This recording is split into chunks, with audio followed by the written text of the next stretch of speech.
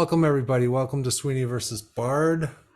Tonight we have a special guest, Max Borders. He's doing a course with us at Parallax called The Gray Robes Initiation into a Global Digital Priesthood. So this is the first time the three of us have had a conversation, and it's kind of an opportunity to see, you two guys make sparks together. I want to talk about the course, and which feels to me like there's some Bard aesthetic there. There's some Bard influence definitely, and definitely it feels to me like there's something between you two guys that is definitely worth talking about. So why don't I pass it to Max first to just give us the quick version of the course, and then Alexander, just jump in whenever you feel like it. Well, first I want to acknowledge the Bard energy infusing this. You can't help it. The man's force is to be reckoned with, and so if you don't reckon with it without integrating it, then it'll just knock you over. So I'm going to integrate some of those bardisms, some of those influences. But it's also an issue that I think we have connected in particularly important ways, all three of us really, on this idea of the gray robes, on the idea that there must be something more than just a connection among people who have a passing interest in cryptocurrencies, technology, decentralization, the stuff that Bard has been working on for years in terms of netocracy, and asking ourselves what are not only the philosophical but ethical, behavioral, psychological underpinnings of this that unite us. So certainly there are going to be diverse elements in any community like that. That's unavoidable. And indeed, it's probably welcome, but there has to be unifying elements too. And that unification has to happen by virtue of a vector somewhat less autistic, somewhat less techie than just interest in technology and coding. So we want it, for lack of a better way of putting it, to be something of a corpus callosum that unites the left brain techies of the world with all their promise, with all their ability to create, their generative ability, with a right brain of art, culture, and philosophy that informs it, so that information can pass and influence can pass back and forth over this corpus callosum and create something that's bigger than the sum of the parts. That's the essence of the gray robes idea. And of course, as you know, that really comes out of, and I have to acknowledge it, I don't know whether and to what extent it still does, but there was a time when Silicon Valley was really the vanguard of this kind of thinking, where people were neither left nor right. And so you had some very smart people who were doing some really interesting writing, blogging, and so on around this time, one of which is Scott Alexander, which is a pseudonym, who identified the Gray Tribe. And so we're riffing on that a little bit. Balaji Srinivasan has picked up on it. But these guys are very Silicon Valley. They're very much about entrepreneurial ventures and innovations, and it's time that got married to some sort of more deeply philosophical and cultural priors. I can give an example of this. Max and I sort of been going around each other for years. I discovered Max years ago. I thought he was German at first, probably because I underrate Americans or something like that. He seemed like a really smart German tech guy who'd figured out the culture was important or something. And I found many of the ideas in his book to be very similar to mine. because Max is younger than me and started writing later, I started describing Max as the pop version of my sauce. Like, if you think my books are too heavy, go to Max Porter's right away. He's figured out to present my ideas or similar ideas to a larger audience. But that's probably just because he's American and he's younger, and he started writing later after me, because when it comes to depth, I think all three of us are as deep as you could possibly be. But I'll give you an example of where Max and I ran into each other. I went to Prospera, this community on the Roatan Island outside Honduras. It's being described as they're building a new Hong Kong or something like that for Central America. But it's actually perfect for this whole Balaji Srinivasan network state charter city movement that's going on at the moment, about building these sort of sophisticated city-states. Of course, Singapore, Dubai are there already. What could be even better done than they do, and that's the idea. And that's what's being done in Prospera. And Max was there just a few weeks before me. We're attending 2 different conferences, and we're obviously hired to be the philosophers at those conferences. And of course, we come there and speak philosophy. We speak the arts. We talk about the things that we always talk about. And that's why I thought it was great to have Max here in Sweeny versus Bar, because I think it fits in perfectly with Andrew as well. It's the spiritual, artistic side to things and to the technological revolution that we're looking at. But I was there in Prospera, I gave my speech. Max had been there a few weeks before. He was very enthusiastic, the whole thing. I love the place. I will go there again. I'm sure Max will too. So I highly recommend people to check out that place. But the question was more like, what are Max and Alexander doing here already? Like, the yoga studios aren't there yet. And 5 years from now, after they built all these luxury apartments and built the tax haven that it really is, and built the gene therapy clinics they're building at the moment, wealthy Americans will go there to get their fucking gene therapy because it takes too long to get the permission to do it in America. So they'll go there instead. Probably the medical tourism industry in Panama will soon discover that Prospera is a great jurisdiction for their activities. Probably soon, El Salvador, having recognized Bitcoin as an official currency, will discover that El Salvador is a territory that'll be full of programmers and coders from all over the world, but the jurisdiction is going to be Prospera, not El Salvador, because you can't trust the courts in El Salvador, but you can trust the courts on Prospera. That's exactly what Prospera has this potential to be the Singapore of Central America, which is exciting. But further down the line, a few years down the line, they will think about building an opera house, and that's when they need us. And beyond that, when they need all three of us, is when they start thinking we need to build a church with a cathedral of some kind, and we can't just build another Catholic church. It has to be something much more profound. It has to be something much more challenging for people today to attract people to move to this place. And that's where all of this comes in. What we're trying to figure out is how art and spirituality will express themselves in a digital era, and who will do it, and why it's important. But right now, it's the builders that are out there. I went to Balaji Srinivasan's event in Holland. It was a huge road show, let's put it that way. But it was all about construction. And I was there and I was asked why you're not on the stage. And I said, it's at least 5 years too early for Alexander Bar to be on the stage here, because this is all about construction right now. It's all about building places like Prospera. It's building these network states, building charter cities. The engineers are all over the place. The technologists are all over the place. But the places they plan to build, when they model them, okay, it all looks like, perfect utopias for American nuclear families or something, and it's dead boring. It's just dead boring. There's no culture there. And 5 years down the line, I think they're going to look around and say, wait a second, for these places to be attractive and not just be tax havens in tropical climates, they need culture. Yeah, and what is culture? Culture is art and spirituality. And that's where the gray robes come into the picture. I would also add to that, not just meat space or terra firma jurisdictions, but really what Balaji Srinivasan is envisioning, which before I ever heard of the network state, I called cloud governance, right? Or cloud communities.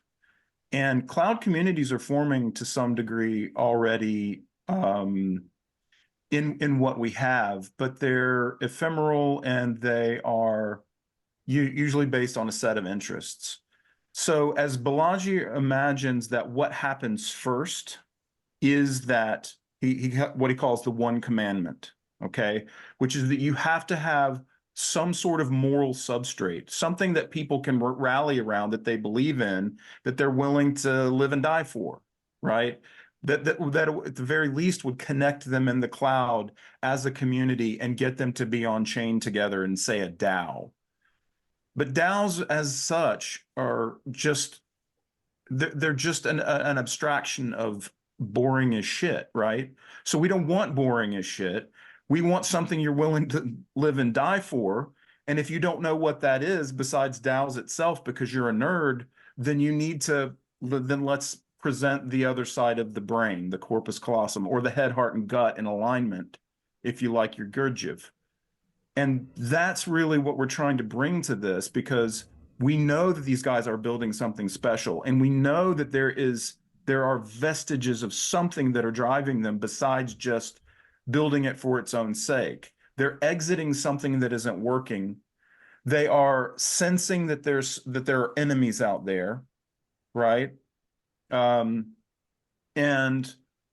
they are ready. They are primed to have a more complete philosophical binding for their community. And these invisible threads that unite people in the first stage of Balaji's, what he calls startup societies, has got to be this moral core.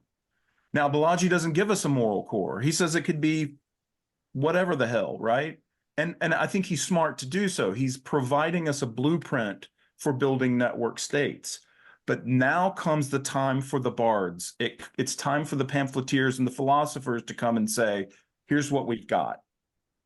And I think Bard's right. To some degree, it might be Catholicism, because it is Central America after all, but it must also be something else. And I'm not saying necessarily that we are trying to found a religion, but if that's what evolves, that's what evolves. We are trying to found, in some sense, a fraternal order, a sororal order, a place where people can come together around a set of shared values and a mode and manner of seeing, being, and becoming.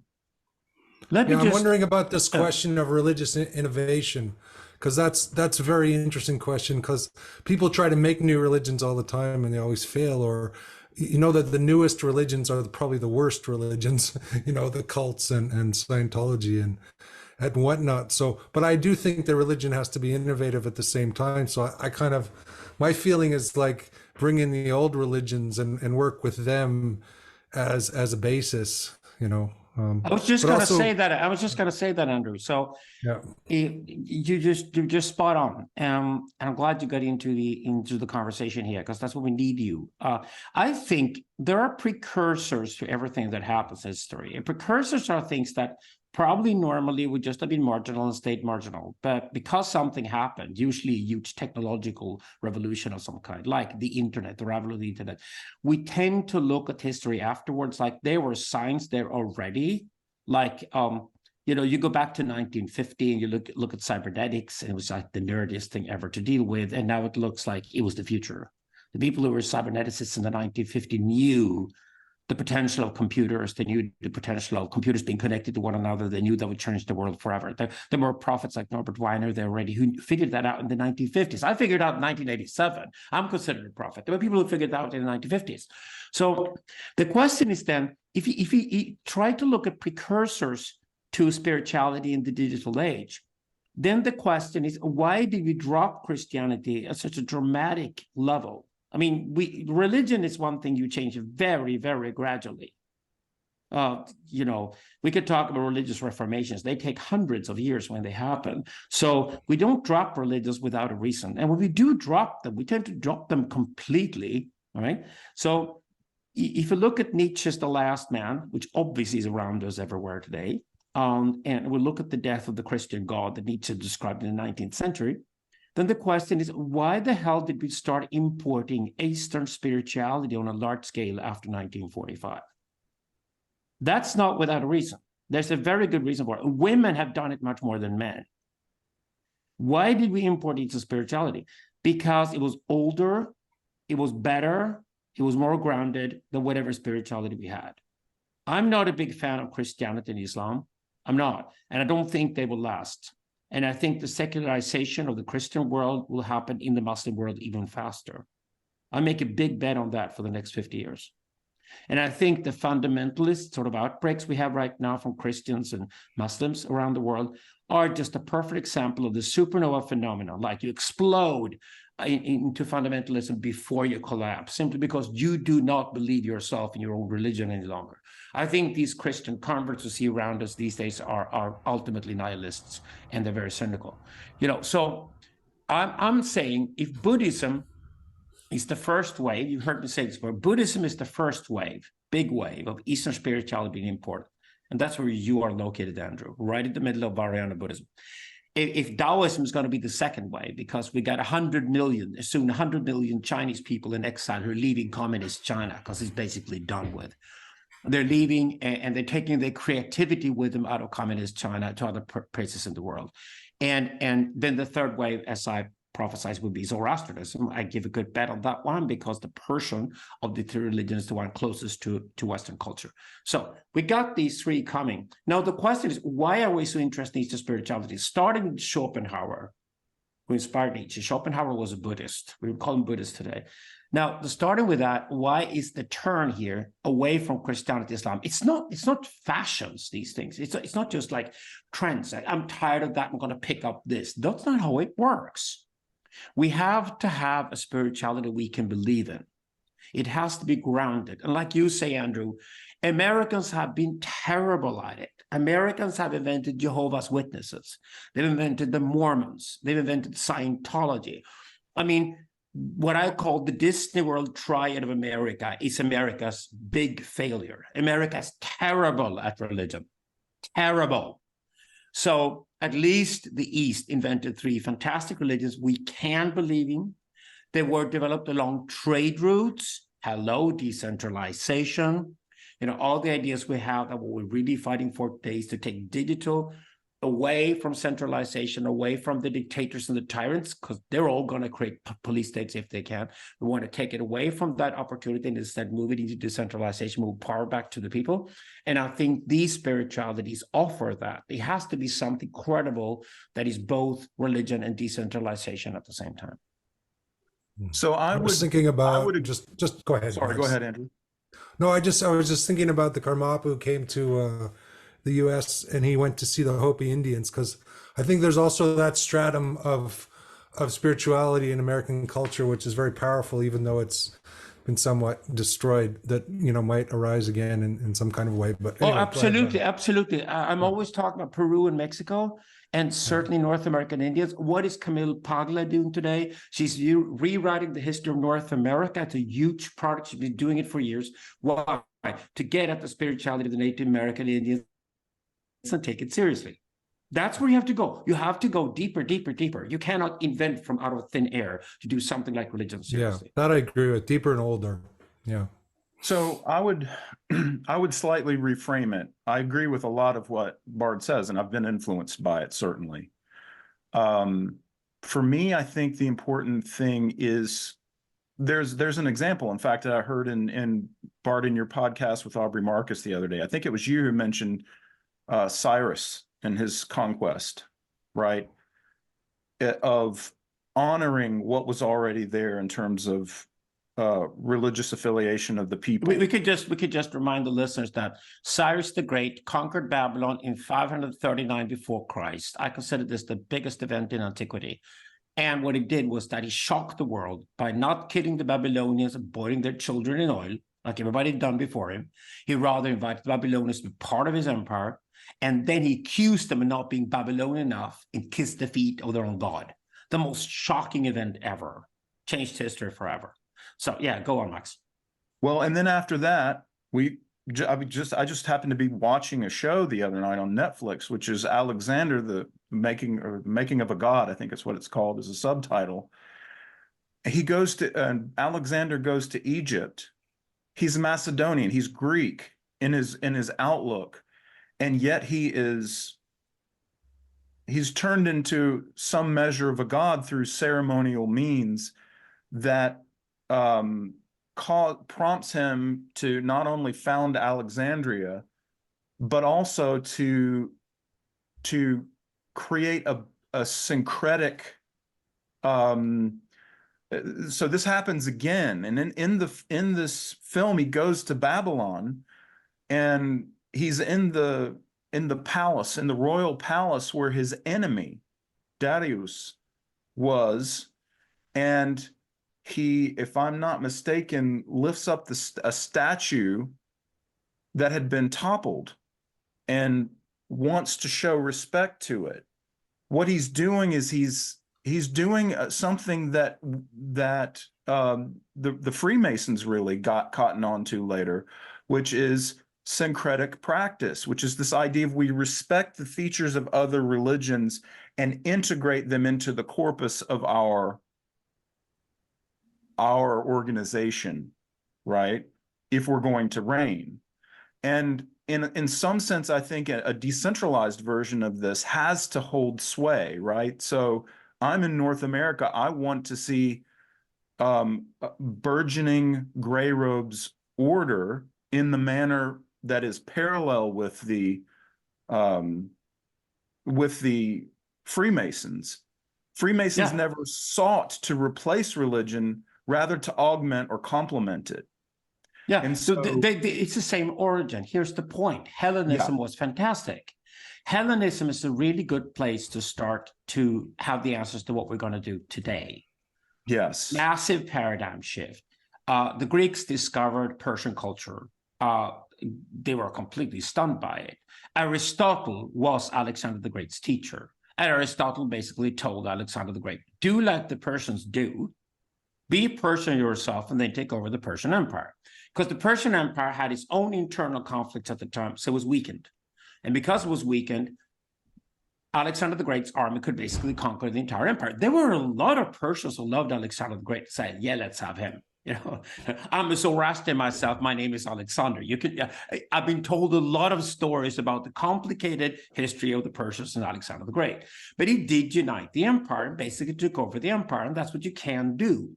And he hijacked the empire more or less, and that led to Hellenism. And of course, you look at the city of Alexandria.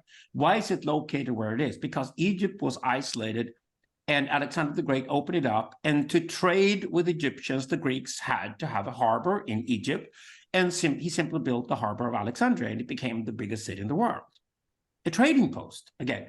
So I think these patterns are the ones we're looking for, and then we're looking for where spirituality and arts come into the picture. Oh, then it turns out that the golden ages of art have always been these periods. Hellenism was amazing. You know, if you go to India and you find Buddha statues in India, well, it was the Greeks who taught the Indians how to build Buddha statues. They didn't build Buddha statues when the Buddha was around. And they're based in like a lot of Egyptian art as well. Like they're kind of, you know, the tankas and things like that. People think they traded all over the place. That's exactly the point. And that's what I'm talking about here. We need to go back into history, like you always have to do at the paradigm shift. And this is definitely paradigm shift. It's like everything is zeroed. It's just like, okay, we start again. First question, what does it mean to be human? Okay, to understand what it means to be human in any paradigm and what it means to be human in this specific paradigm, what I call archetypology and paradigmatics. You got to do the archetypology first. You got to figure out what it means to be you. You got to figure out what your genes tell you, your geneplex, what is that? And then you can add a memeplex to that, which is specific to the digital age, which is all about how are you successful as a human who knows himself in the digital age.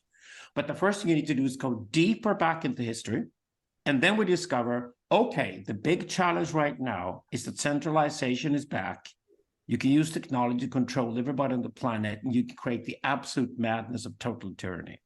The Chinese are going for it. We don't want it. Okay, so we don't want that. We got to come up with an alternative. We got to come up with an alternative quickly. And here's the point. Freemasons came out of this. The Freemasons came out of Mithraism. Mithraism was the military order under which the Roman army ran for 600 years.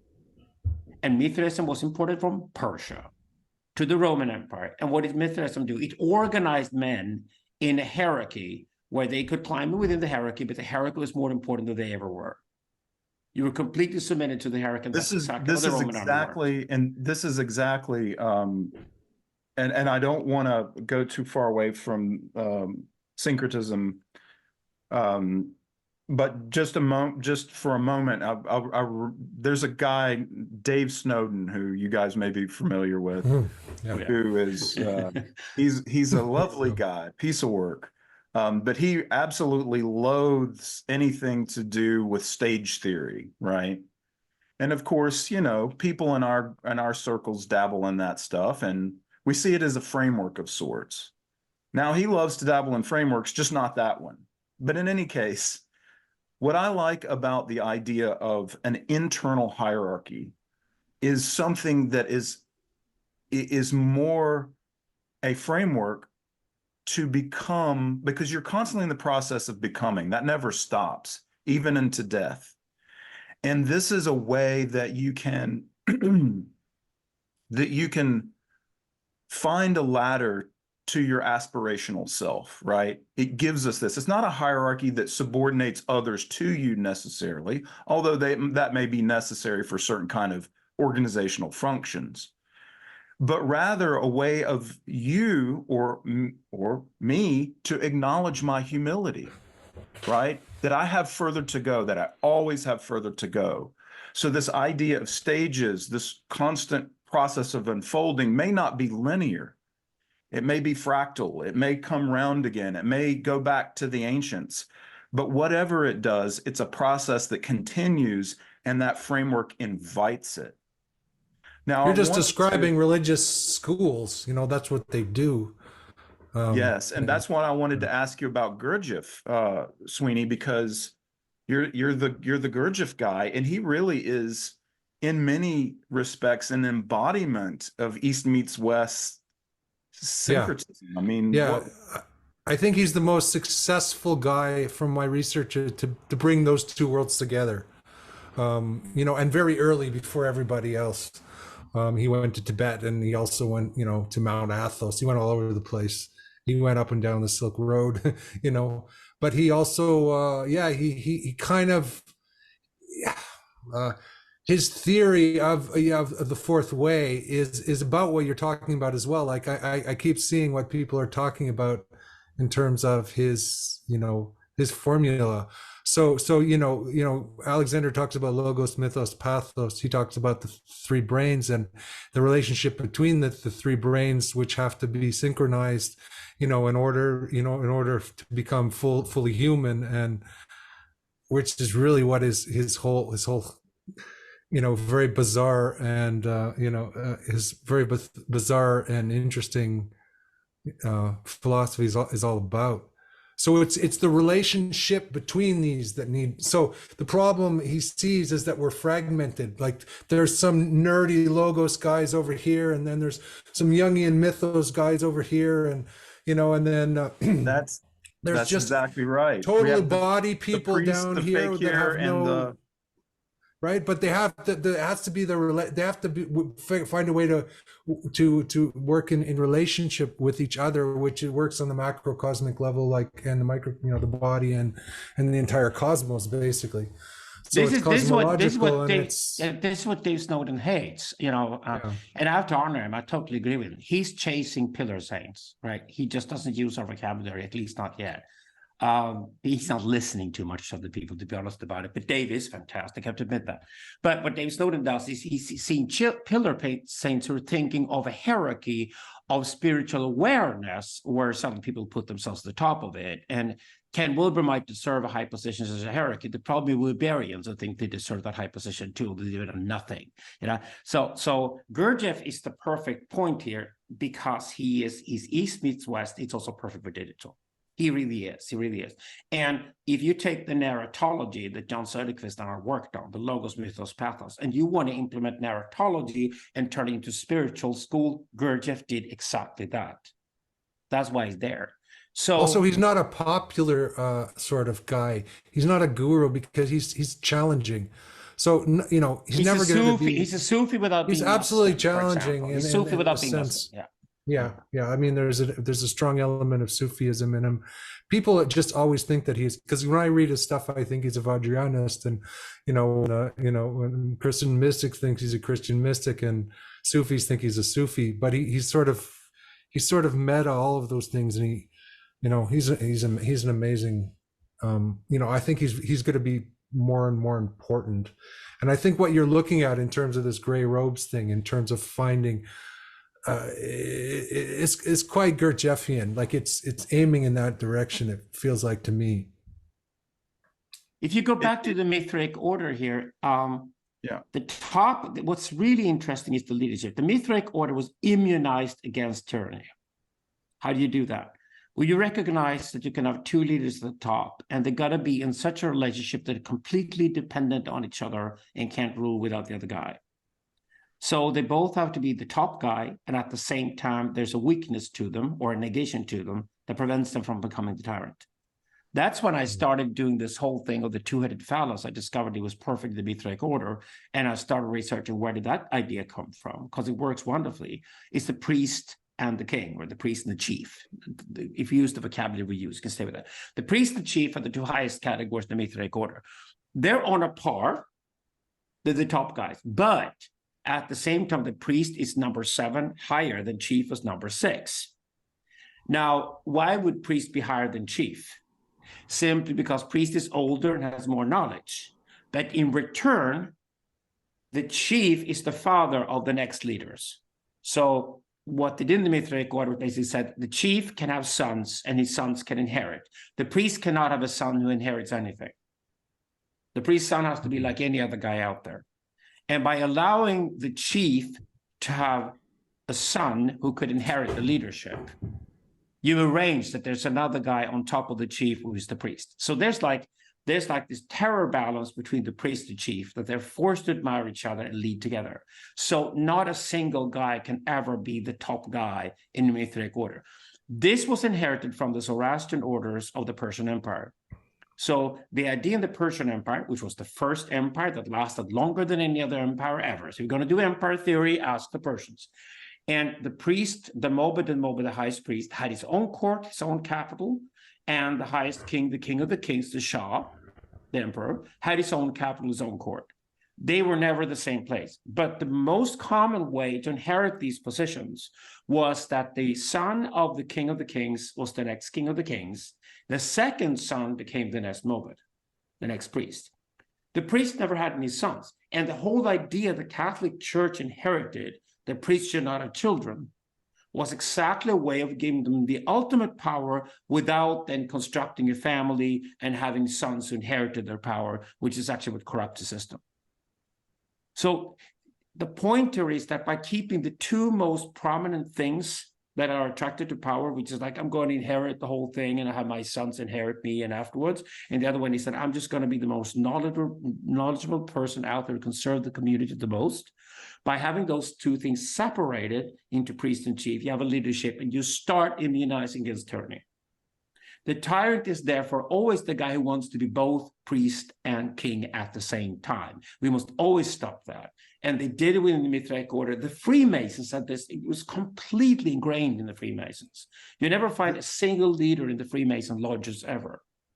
And that's exactly what I was going to turn to next. There's an Anderson Constitution written in the 1700s that is an early, well, there's not that is a constitution for the Freemasons and for the Grand Lodge of London, if I recall, that was republished in the United States by one Benjamin Franklin, who's one of our American founders. Okay.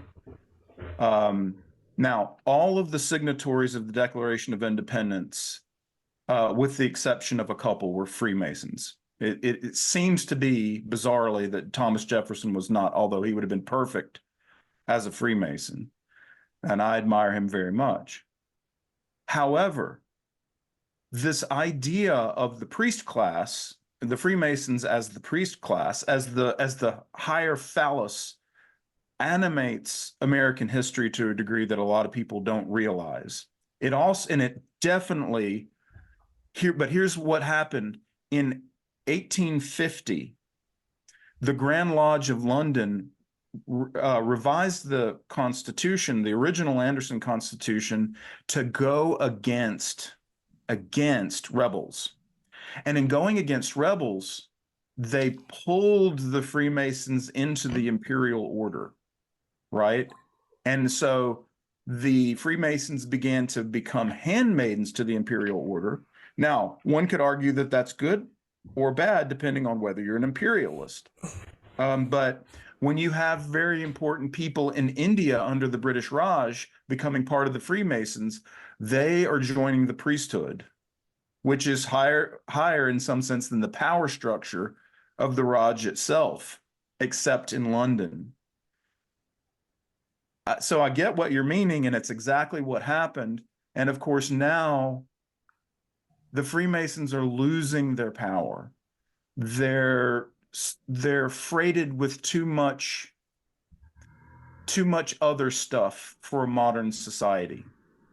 And of course, I think the gray robes, if anyone is to aspire to be the Freemasons of decentralization, if I can crudely call it that, then we have to make sure that it equips people with tools of open inquiry and pluralism, but not freight them with too much tradition and stuff that just piles up and makes it too heavy a burden. Ceremony, right? Yeah, you know. Yeah, I mean, all that ceremony, which is interesting, but it has to be a living ceremony. Like, it has to be alive. I feel like the Freemasons, they're not adapted to the time we're in right now, which is kind of like everything is opening up. Well, the point here is that America was built by Freemasons and not by Christians. That's exactly why Christian minorities like the Puritans came from the UK over to America and settled, because they escaped the pressure from the Anglican Church or the Catholic churches of Europe. And they were welcomed as minorities. And that's why they accepted the American Constitution. So America needs to go back to its Constitution, understand where it came from, understand the beauty of Freemasonry as it was. But we need a new Freemasonry for the new paradigm. We can't have the old paradigm all over again. The point with the paradigm shift is so obvious today is that the algorithms are now everywhere, and the algorithms were there before what we called AI started appearing, because AI is just applied algorithms on just about everything. And if the algorithms were free, when we started using them 25 years ago, they're now being controlled more and more because people have realized what amazing, powerful tools they are. And that power resides with the guys who control the algorithms. So that's exactly why all the most powerful tech guys want to go for AI right now, because they want to get at the algorithms and control them. But here's the point. The old institutions that are dying, politics, old industry, and academia with mass media attached to it. All these old institutions are attacking the algorithms. The attacks comes through the manipulation of the algorithm from politics, woke culture, shit like that. The corruption of the algorithm is like, if you can't get any attention online, you throw money at your problem, try to scream in people's faces, and you become the biggest spammer ever. That's what old industry is doing constantly. We hate ads because of it. Advertising is over. And the third one is, of course, academia and mass media that are attacking everything online and saying it's fake news or whatever, it's bad or horrible or whatever. And they're then trying to conform us into their worldview, because we have very different worldviews today. And we all make our own opinions as online people. When we go online, we can make our own opinion about everything. And they want to conform us into thinking we still have to spend fortunes to go to Harvard and Stanford to get anywhere in the world, when we realize that Harvard and Stanford are both dying, at least Harvard. It's over. So it's a paradigm shift. But what returns is the power to human beings in an archetypological sense always starts with the real. The real is what intrudes our fantasy. The real just throws itself into our world, and that was the internet. And it was data. And data now beats capital. Data beats money. Money has become a form of data. That's exactly what Bitcoin is both, because Bitcoin is the new way of doing money, meaning that it's data, decentralized, here it is. And of course, all the world's central banks are terrified of Bitcoin, because Bitcoin will probably at the end of the day ruin the business. So that's a perfect example of data eating the old paradigm, meaning that money no longer rules the world, data rules the world. And whoever's got the data and can process the data in a clever way will be the ruler. So big tech as we know it today, technology that already has established the first autocracy, the power of the real. The question, though, is that power is never complete until we got the triad, the return of the triad. It's again the same triad, narratological triad, Goethe's triad, comes back. The other two aspects of power are symbolic and imaginary. The imaginary used to be the monarchy, it was replaced by politics. The symbolic used to be the church, it was replaced by academia. So the question is, who takes the role of imaginary and who takes the role of symbolic when the tech barons have started ruling the world, because we need to complement them with the other two functions.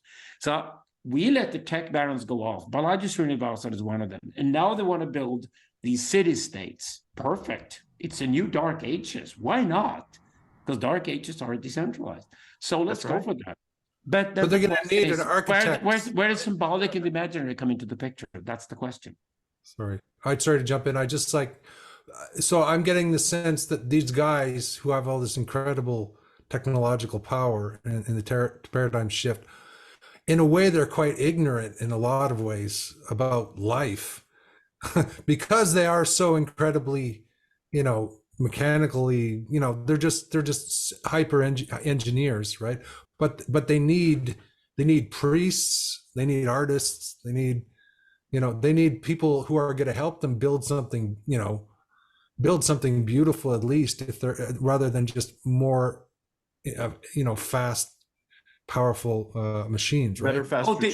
They're naive about the politics. They're very naive about the politics. They don't realize that if 40,000 people move to one of these charter cities in the tropics and they're wealthy and it's a tax haven, they got gene therapy clinics, those 40,000 people start disagreeing on how the colony is going to be run very quickly. These tech guys don't get that. They think it's just the rationalists. It's, that's exactly right. Self-organization is going to take over. It's everybody's just the guy with the biggest dick is going to want to go down there and plan the city, have all the technological substrate planned out. They're not doing protocol design. And this is what's beautiful about Prospera is it's more about protocol design than it is about or to put it in techie terms, it is what is the social operating system rather than what are the apps, right? So now this is why Bard says you got to wait 5 years and come along and then we can start talking about what the apps are to put it in their language.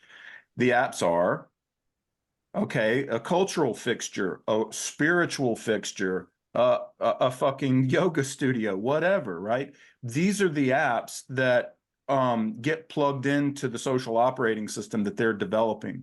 And that's great, but you can't have one without the other because nobody cares about Linux that nobody uses, right? It's got to have apps. It's got to have users. Exactly. I love these guys. So do you, Max. When we meet these guys and we just encourage them to build shit. And when I was in Prospera, I got asked the question at the end of the conference. So what is your contribution here? Well, you know what? Maybe the Mexican drug cartels are going to shoot the fashion models in Tulum in the next 2 years or something. Bet on it, because build some fucking yoga studios. And they're just like, why? Because otherwise your wives are going to be terribly bored here. And they're going to leave you. And they're going to drop you. This is boring. Yeah, it looks beautiful. It's luxury apartments built in the tax save in the tropics. But, even Panama has a hard time convincing retired Americans with tons of money to move there because it's boring, right? And boring is actually where you start when you start doing art. And then once you do art, you do spirituality. And there's no art, there's no spirituality in these places. There's none of it. And full-time ecotourism isn't interesting to me. What I see when I go there is a canvas. Yes. Like my imagination runs wild. And that's what's so inspiring to me about it. It's because there's nothing there yet. And it's not to say I want to pave paradise and put up a parking lot, right? It's more that we can imagine a more heavily peopled island with interesting folks of different backgrounds collaborating in interesting ways to yield something that we couldn't possibly have predicted. But we're one of those participants creatively, imaginatively. That is a gorgeous vision. And that's really kind of like a simplified version of the gray robes. Yeah. It's like that's what we're about. And so but I also don't know how to, I don't think it's going to be an important thing to tell tech geeks that they're too geeky. They need to be seduced by coming out from just their heads and feel. What does it mean to feel? I think maybe we can't, because they can't feel that way. I think they will build the luxury apartments. They won't listen to us. That's why I say it's going to take 5 years. And then their wives will go to those luxury apartments, live there for 2 months and be bored to death, and then go back to New York or something. So it's just like, Singapore had the wives always leave. Singapore is still boring, but it's better than it used to be, but it's still fucking boring. And the only way to survive in Singapore, if you live there, is to go to Bangkok or Bali and party real hard occasionally, because otherwise you get too bored with it. Dubai is more exciting than the rest of the Arab world. That's why it's on the map. And that's why Dubai is exciting. But actually, it's not the funniest place in the world either. But it's doing better than the competition. Let's put it that way. Dubai is the new Beirut, because Beirut was blown up. Dubai is just, yeah, it's like Arab Miami. It just doesn't seem that interesting to me. No, you're right. It's the worst part of Las Vegas mixed with the worst part of Miami into one. That's what Dubai is. Yeah. But it works. It's got a huge airport. It's got low taxes, high rents, but low taxes. That's what most people want. Doing a fabulous job, and it's beautiful. Yeah, and it's a good model. And what's great about Singapore and Dubai, and probably even Djibouti now, which is really taking off, the great thing is that there are city-states like that. And over here in Europe, we have small countries like Slovenia, Montenegro, and Estonia that are moving this direction too. They're looking seriously at the network state and chartered city models and see if they can use them, because they're small countries. So they can also benefit from these models, certainly. The important thing is that if anybody anywhere does anything in the world that works, then people can mimic it. The only problem we always have with humans is to make them dare to do something and then do it. And if it works, then other people can copy it. So we see how that goes. But I would say that I don't think I've given up on the geeks. I don't think I can give the geeks a heart. I don't think the geeks will ever get Gurdjieff. I don't think they should. I think they should be geeks, and I think they should build and build and build. Let them do it. But they will probably make their own mistakes and discover that they didn't sell the luxury flats even as they wanted to build, and therefore they're standing, and they have problems with territorial conquest around them, like people want to take their territory from them. They've underrated all these problems when you deal with other human beings. So, but they're just builders. Let them build first. But then we have to figure out our limit. And I would suggest the gray robes to me is symbolic function. That's what I'm excited about, but it's not imaginary. I do not think the gray robes should aspire towards the replacement of the political. I think that's the hardest game of all. Rather, we should be there and make sure the political happens, but what replaces politics, the sensocracy, is free and open. And I think our message needs to be that we don't want communist China. We want a free and open society, and we want the sensocracy with all the sensors everywhere and all the cameras and microphones everywhere. We still want that to be free and open, which is an enormous challenge to try to present a model where that could work. That is the most important philosophical project in the world today. And I think that's where we should put ourselves and say, we're aspiring to be the symbolic order in digital. The name for that is the gray robes. So thank you. I'm glad that you like that. And I am so happy that you're willing to embrace it. And it, we'll see if it has legs. But and we have a friend here who thinks exactly like that, Michael Gibson. Yeah. Again, I want to recommend Gibson's book, Paper Built on Fire. Michael Gibson as well. I think we should kill the universities. I think our most important mission is to kill the universities, not return to the churches as they were and say, no, we do not believe a return to Christianity or Islam will work. Welcome to try if you want to, but I think we need a variety of alternatives. I want to go religious, I want to go spiritual, and I want to go artistic. And I think that's all within the symbolic order. But I've stepped out of politics realizing that, okay, it's better that I work with politicians and advise them rather than become a politician myself. Politics as we know it is over, but it will be replaced by something. The Chinese will figure out what they want to replace. Who is the audience? Who is the audience? The audience are people. The audience are people who want to move to these network states and charter cities to have a quality of life and enjoy life in these places. Well, So right now, that's arbitrageurs and crypto geeks. The very yes. people we're saying we can't reach. Well, I Are think you we saying who's can. the audience No, for the gray no, robes? That's not no, them, right? we No. can. We reach their wives.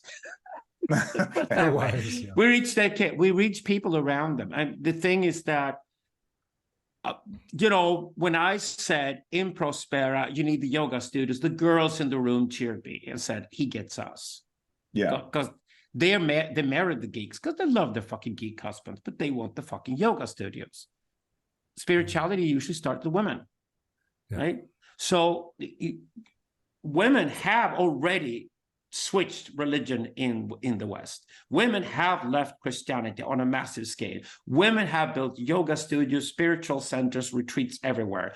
In the worst form, it's called New Age. I would say I'll push back against that because I think I think successful geeks can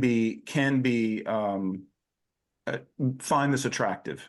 Okay, here's what I mean by that, and I don't mean, for example, Vitalik Buterin. Brilliant as the guy is, but he is a human supercomputer, right? It's not clear that he's going to ever have a spiritual turn or a philosophical turn, right? He's a ratiocination machine, an algorithm generator, okay?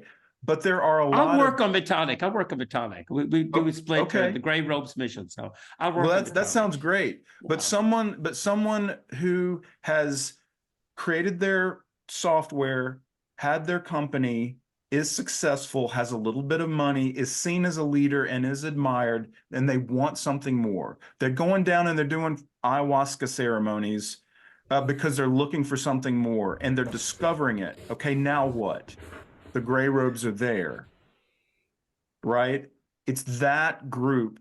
And that means the people who are taking that turn, and I know you don't like Wilbur, I know you don't like Claire Graves or Don Beck or whatever, but they're moving out of that commercial scientific and through their woke bullshit, right?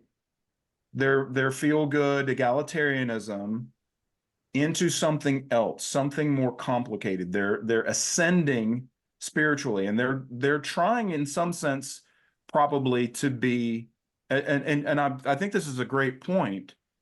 If Dave Snowd is indeed making this, that they're aspiring to pillar sainthood after this.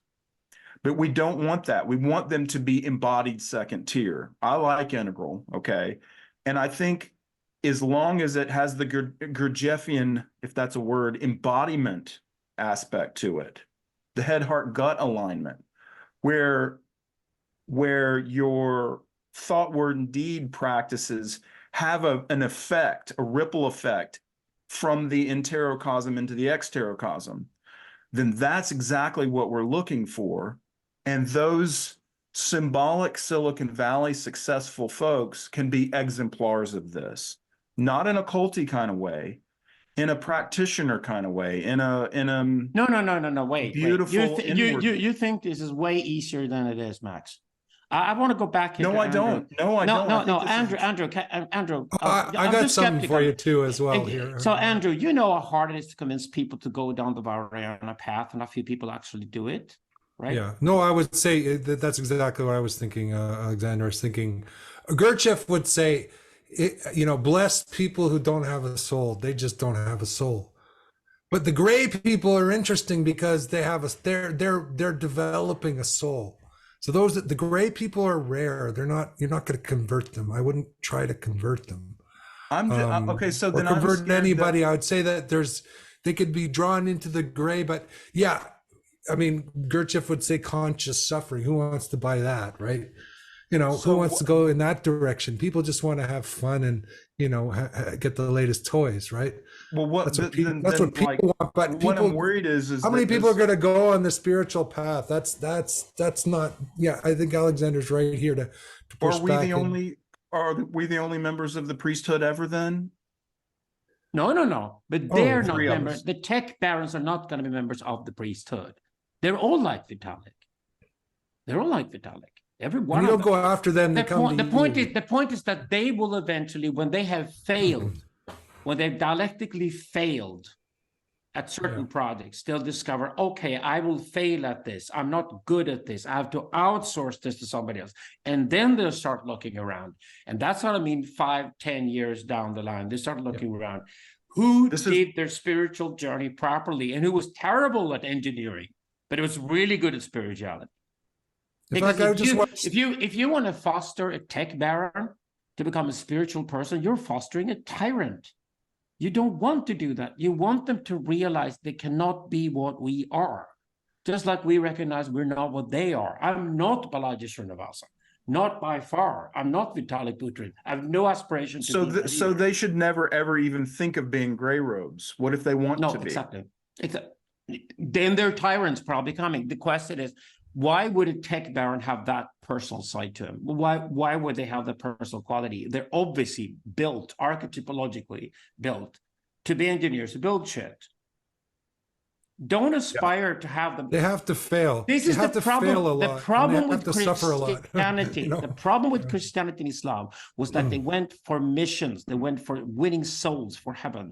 They wanted the masses to join them. We are not building another mass religion. That's where we will fail. If you go too quickly towards the pop, towards superficiality, towards winning the masses, we will fail. Then you might as well join Christianity right away if you want to go for mass religion. I think the ages of mass religion are over. I think spirituality is deeper. I think the Tantra versus Sutra divide is necessary for the West to adopt from the East. And that means that certain people go into deep spirituality and focus on that, and they then deliver the byproducts coming out of that. They then deliver the spiritual product coming out. And you go to see them to nourish your spirituality. You don't do what they do. That is fine. I'm all about that.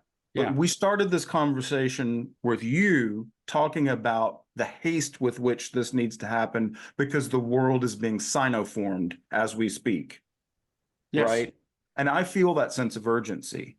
Yes. So while I don't want to be rationalistic about imagining what some massive, organization of people who are exceedingly rare in their, if I bastardize the term, I apologize, archetypology, but these shamanoid types, right? That if they are indeed so rare and they are creating in sort of not an environment of a tantric environment, right?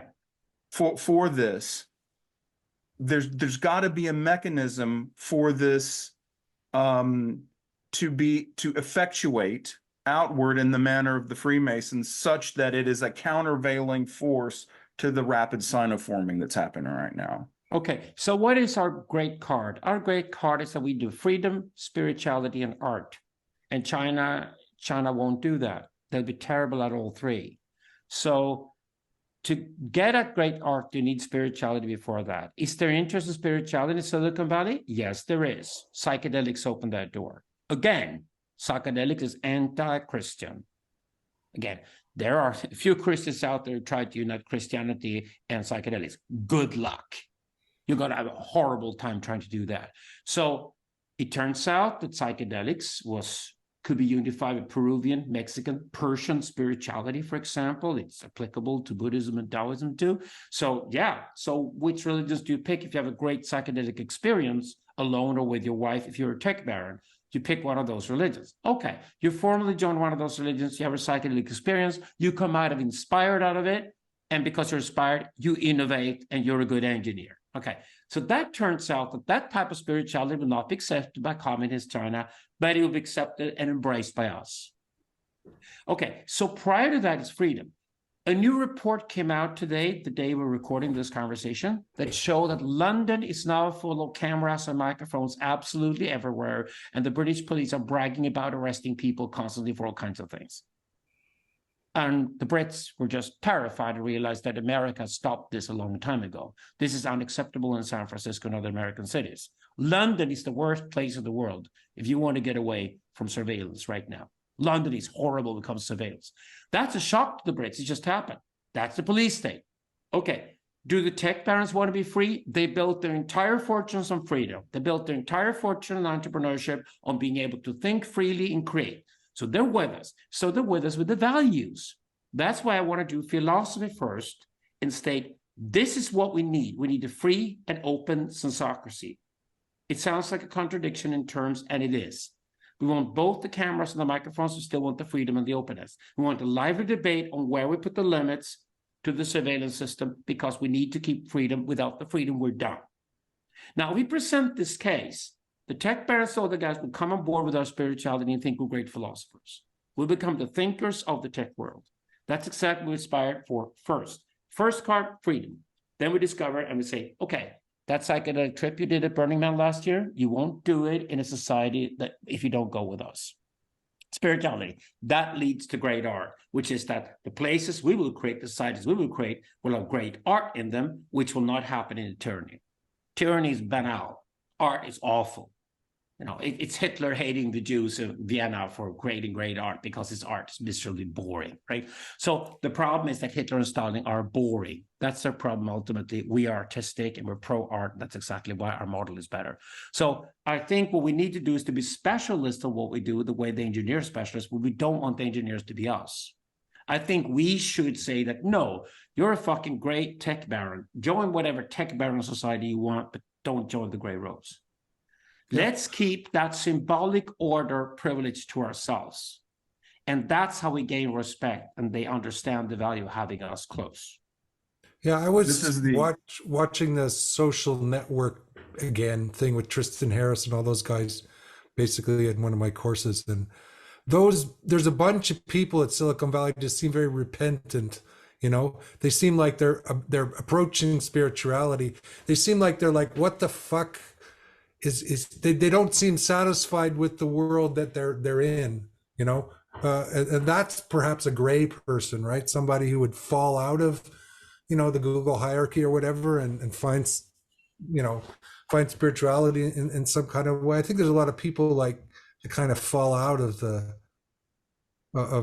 system, and I know the first thing is sutra. They need to find sutra first. You know, they need to go through this whole process from the beginning. You can't just start off with, wild sort of experiences. It has to be like a real humanization process. That's what I'm finding in marketing this initially, this course, and inviting just anyone to come in. Right, I'm putting it on the internet like, come take this course. And branding it as an initiation, which was kind of a joke. It was kind of a little like playful thing. And, you know, and then you have all these strange people in robes and they look like they're worshiping something that would scare off Christians, right? But already there are a lot of people who've given me feedback that this has been like, oh, right? So there is an element of, okay, I've given you a little flash of the tantric, right? To invite you in, but maybe they don't get the joke, right? Because Tantra has a joke. I don't know what sutra looks like for this, except to sound, you know, have some political philosophy similar to, you know, I think the social singularity messages are sutric versus tantric.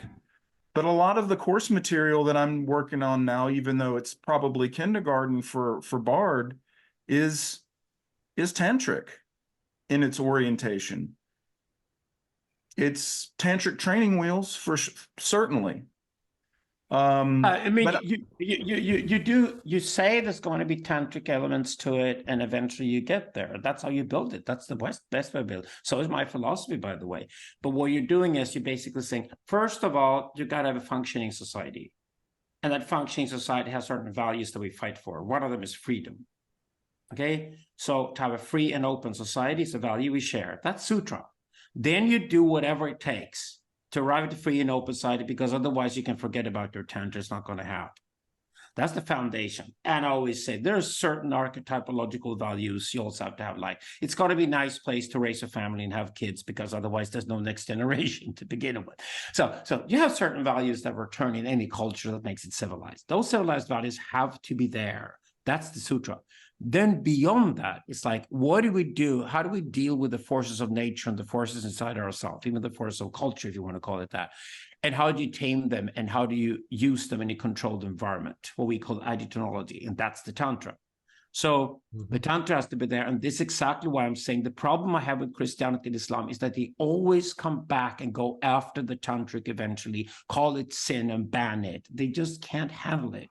I don't see how Christianity and Islam suddenly, after thousands of years, would change their mind on that point. I think Tantra has to be totally featured and included with its sophistication in our society. That's exactly what we're not going to turn any of the tech barons into a Gurdjieff. We're going to try to be the Gurdjieffs ourselves. We're going to create the gray robes based on the fact that we need more Gurdjieffs in the world. We need more people who take their spirituality seriously without condemning anybody who picks on the sutra. But the sutra guys, the engineers out there, the tech barons, they're wealthy like mad as well these days, because data is just winning the world. They're beating the shit out of everything else. And they're entrepreneurial. They will discover that the environments where they live will not be that exciting. They will not be that interesting unless spirituality and arts are added. And people will demand deep spirituality as an availability, and they will demand fantastic arts in whatever environment they live. So that's when we guys come along and said, hey, we're the symbolic order. We're the protopians. We come in through the door. We said, great stuff you built there. How about make it a little more exciting, you know? And that's where you come in with the opera houses and the cathedrals. And I think the university is what we're killing. Mistakenly, people, I don't want to kill the church. The church has killed itself. This is what I'm worried about, though. I want to go back to your point about the sinoforming of the world, right? Mm-hmm. You just said London has turned into a Chinese surveillance system. Next thing you know, they're going to have social credit, and boom, you're dead, right? I feel like from, let's see, what was the years? From 2017 to 2021. It was crypto winter. And during that time, all the developers were fucking around with NFTs and DeFi and bullshit. It was bloodless. It had lost all vestiges of the moral core of the Bitcoin white paper. And it's there. It's there. It's absolutely there. Bitcoin white paper is dripping with a moral core, even though it's nerd speak, because it has certain assumptions embedded in it. When we got to NFTs and all this other garbage, for example, it's now to the point where you saw that they lost 5 years building nothing of any use, and at least uniting against an enemy, and that enemy is power. The yes. Powerful, the boy pharaohs in collaboration with the Pillar Saints. And the problem with that is, if we can't get them a little bit of inspiration to at the very least turn back to the mission, which is to create this consent-based order, which is to create this free and open society, this sensocracy that you describe, then they're going to be building amusements and bullshit, or tools for the boy pharaoh to use to keep us suppressed. So that's, if it's all based on money, that's it's all based on money and code. That is the bloodlessness that I'm concerned about. That is why I have this sense of urgency. But I also understand that you can't just make it happen, and I understand that. But I'm wondering if there is at least an entry point there, an interface point between the two-headed phallus. Do you see what I mean? Yeah, sure. I agree totally. Okay. People are not aware that there are two paradigms here. So the lost years you're talking about is when these guys who were pioneers fell back into the old paradigm and thought they would serve the old paradigm. So they got obsessed with the money instead of the data. They moved from data to money, like finding the money and get paid to do something, which is like, how about creating an original work of art but make it digital? Well, original works of art have disappeared in history forever. Mass duplication happened in 1450s called the printing press. Now it's super mass duplication, no cost at all of the processing of that mass duplication. So these guys don't even get technology. We have to teach them what technology is and how technology works and what technology does to us as human beings. That's philosophical work. That's what you're doing, Max. That's what I'm doing. Andrew's doing it spiritually as well. We try to make these guys figure out what is timeless and what is time-specific and separate the two. And whenever it's a dialectical process, whenever you lose self-confidence, you lose your position in the new paradigm because you're there without knowing it. And then you fall back into trying to aspire towards the old paradigm. It's a bit like you're out on the streets of Paris. You just started a revolution, and suddenly you get second thoughts because somebody yelled at you for being a revolutionary. So you try to escape and try to get into Versailles, but the guys in Versailles wouldn't even let you in. Those are the lost years. That's exactly what those lost years are. They still think the old paradigm has power. They still think it's about politics. They still think it's about old industry and advertising and shit. What you just said about, having spent tons of years on NFTs and shit is nothing compared to people who still go into the advertising industry. Educating yourself to become an advertiser in 2024 is like educating yourself to become a slave owner in 1905. You're a bit late to the game. You're late to the game. It's over. Slavery is over, right? Advertising is over. So we hate it. We hate it. You can't be more hated. Educate yourself to become an advertiser. It's like telling a guy, okay, if you walk into a bar, out of 1,000 women, 994 women spit you in the face as soon as they see you. Go home and commit suicide. You're done. Because that's how much people hate you.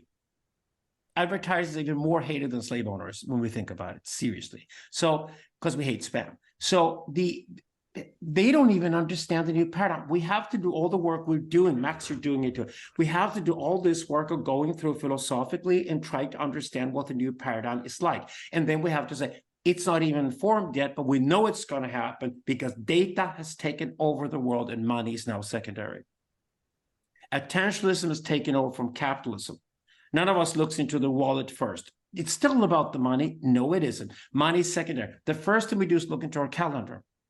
We look at what we spend our time on, which is a spiritual thing. Attentionalism is much more spiritual than capitalism. It starts with, no, I don't have time for that. Or I have time for that. That's the first thing we ask. And it's not, we can't get paid to waste our time on shit. If we do, we're still second-class citizens, right? Because we're still capitalists. Attentionalism takes over the world. Digital takes over the world. We're moving in that direction. We are convinced it's going to happen. We see this gradually happening. It's a dialectical process, and it's full of pain and mistakes and failures. And I've become pretty cool throughout the years by just seeing these guys say, let them make the mistake first, because they're not listening to me anyway right now. I will tell them, so I can tell them afterwards, I told you so 10 years ago. Which I do constantly, but then I'll let them make the mistake. And when they made the mistake, then they come back to me and say, why did we do this? Because you didn't listen. Okay, why didn't we listen? Because you're not interested in culture and arts and spirituality, and I am. I love you for being a great engineer, but you're building empty forms. You're building buildings. You're building transportation links, but you're not building content. And I'm doing content, and I'm an expert on content, and I defend the content builders. So now you need the content put into the system. If you even listen to your wife, she would have told you. And that's what we need to do next. Yeah, I was thinking, Max, about my reaction to the gray robes, and there's humor in there. There's something humorous about it, and I think that's what makes it kind of tantric in the way that you mean.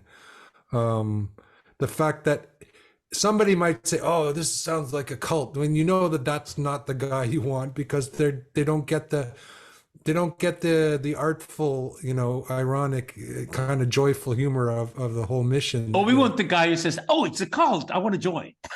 Well, yeah, Of course we do. Exactly. I was sitting with Owen Cox, our dear Owen, a few months ago, and we sort of elaborated with similar ideas. And we said, okay, it's the Tech Masons instead of the Freemasons. And Tech Mason was just such a horrible name. We just knew it wouldn't fly.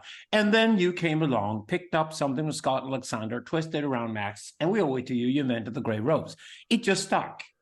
Now we're stuck with it. We call it the Grey Robes, but that's what it is. And the Freemasonry is not built by the chief. The Freemasonry is built by the priest character, who then invites the chief. And this is where the chief gets the strength from to go out of the world and lead. That's how you do it. It is a digital priesthood. And speaking of archetypes, he's the trickster. He's an artist. He's a full-scale multi-artist. Yeah. And his dark renaissance fits perfectly into this, because the dark renaissance that he and Raven and the other guys are doing is the artistic equivalent of we trying to do. So together with the dark renaissance, like the Grey Robes, constitute a perfect example of trying to create a symbolic order. We're not going to be the only ones in the world who do this, that's for sure. There are going to be other guys, also probably in other languages, who do very similar things.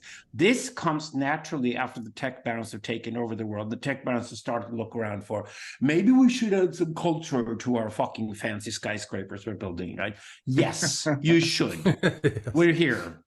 Yeah. And architecture is the first place for that, because once they realize that they have a skyscraper they're going to build, and somebody walks into the room and says, that's kind of a banal phallic structure. Can't we do something more innovative? There are architects who do that, Saadid architects, my absolute favorites in London, are already in Prospera planning to build, this town to themselves, which is way nicer than the first buildings they're building at the moment. I hope it's going to happen, but they're fantastic. So architecture is the opening for that, for the arts. And you can't do architecture well without thinking spiritually, because it has to be spiritually attractive. It's a very spiritual art form. I have a picture of the Shah's mosque in my first presentation, and it looks like, it looks like a psychedelic fractal, but it was done in the 1600s. It's like, was there some sort of Sufi influence there? What's going on? What is submission like? Because that level of beauty. The mosques. I join you in my skepticism about Islam in terms of its doctrine and its outcomes.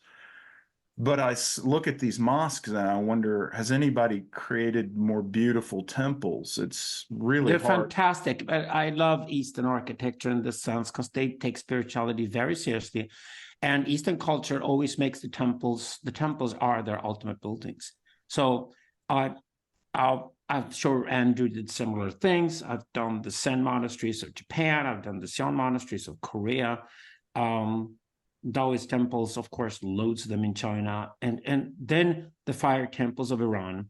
And once you see the fire temples, who are minimalist, Zoroastrianism is more like Zen, it's very minimalist, then you realize that the minimalism in Muslim architecture, Islamic architecture later, is simply all the fractals on the things. It's just there's a ban on pictures of people. There's no faces. They're banned in Islamic architecture, because you must never worship Muhammad because you see a picture of him. That's exactly why it's very touchy for Muslims to see the Muhammad figure portrayed in Western culture. So, yeah, sure, that they invited it. So, but I would say that the psychedelic element comes from Zoroastrianism, but the formal structure is Islamic when it comes to Shia Islam. And you're talking about Iran here in the 17th century. I just wonder if that's an accident with that. Oh, but India is full of it. It's just full of amazing spiritual architecture. And it is inspiring for architects today, because architects have to both know the entire history of architecture, the archetypology of construction, and paradigmatics. It's like, well, what can we do today we couldn't do before? And it's hilarious to walk into an office of architectures today because they do AI fully. They just like they can switch the building and go in a little direction here and there, and they immediately get all the data on how much more expensive or cheaper the building just became because of the switch they just did, and where the materials come from, and how much longer or shorter it will take to build it. The engineering. Every data they need to present to the guy who's going to build the fucking skyscraper or whatever, they've got it instantly. It's all data points anyway. That's the future work anyway, but the architects are already there because they can afford it. But also, like when I went to El Alhambra or whatever in Spain, this beautiful thing. It's sublime, but it's also it's comes from this kind of mix of culture, the syncretic culture as well. There was the Jews were there with all kinds of like Moses de Leon and the Neoplatonists and so there's a whole mix of rich culture going on there, and I think that's always where the great like Venice or something like that, the great expressions arise in this syncretic. It's a beautiful thing to trace this out. And Bard, you really, but actually both of you guys have really pulled me into this in your different ways. But tracing, for example, the lineage of, Kabbalah to Spinoza up through, Nietzsche and indeed, who is another Spinozist? Deleuze, for example. Deleuze is, he's a Nietzschean as well. Yeah. And so you get this beautiful trajectory, philosophical trajectory that originates in some sense in Kabbalah. And now I'm understanding Zoroastrianism, and that's becoming clearer every day. I understand why you appreciate this sort of twins so much. And this is another way that without getting too Platonic or too dualist, too Gnostic with it, think that there is an element of inviting diverse types in to this order. Without worrying too much about whether or not they're doctrinally a Christian or a this or a that. I think that organic unity, that balance of unity and diversity held together in a kind of, not a stasis, but almost like a tensegrity between the diverse elements and the unifying elements. I get that, but I have to ask the question, in all honesty, to the people who join the Grey Robes. In what way do they take their digital age spirituality seriously? And in what way do they want to support other people to take their digital age spirituality seriously? I'm not here to save the nuclear family or anything like that at all. That's completely secondary. It's when I see guys like Jordan Hall convert, all respect that he's honest about it, but it's just like the guy jumping back into some kind of nostalgic solution because it didn't really bother to go all the way through. So the dialectical process has to run its course. Otherwise, we're not doing anything profound here, and we're not presenting an alternative to people that's serious enough. That's why I'm glad we brought up Gurdjieff the first thing we did. I think it's a perfect starting point for this conversation. I think Gurdjieff is a great role model for the Grey Robes. And he means it. He says that this is not for everybody, it's for a few. And the few who do that, who do this work properly, thoroughly, do take their own spirituality seriously. And without minding that other people don't. It's just it's a choice you make for yourself to do that, to have a real proper digital age consciousness, knowing what's going on in the world. That's why people will come to us eventually to look for guidance. If we have done that work really, really well, that's why I talk about creating monasteries and things like that. We need those places to fix ourselves and to go deep. And retreat centers and things like that, I love them because that's the beginning. Retreat centers have, retreat centers with some people live permanently. Perfect. I always work with those environments. So to take that spiritual journey seriously without being snobbish about it at all, just take it very seriously.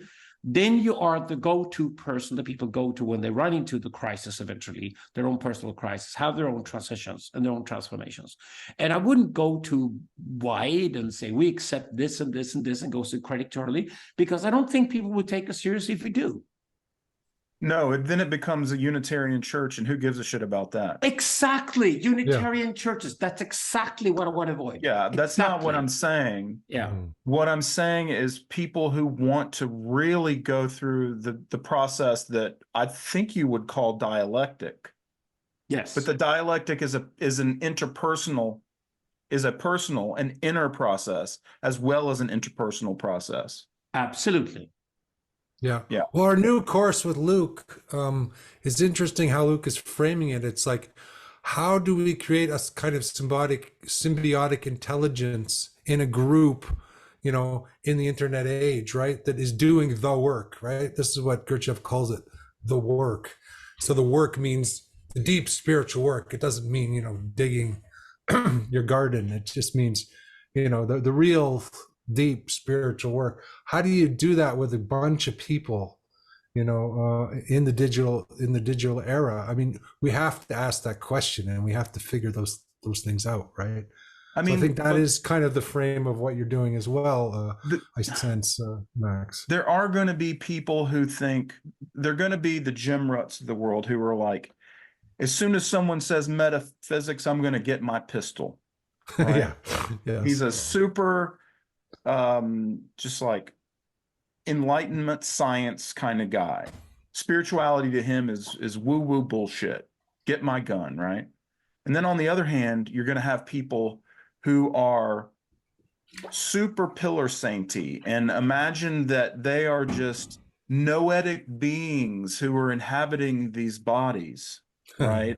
That are temporary, and they're just waiting to burst out and join with the good. And they're eager right? to get an audience, way. and they speak through cliches. The pillar saints, they're eager to have an audience very quickly, and they always speak through cliches. That's pillar saints for you.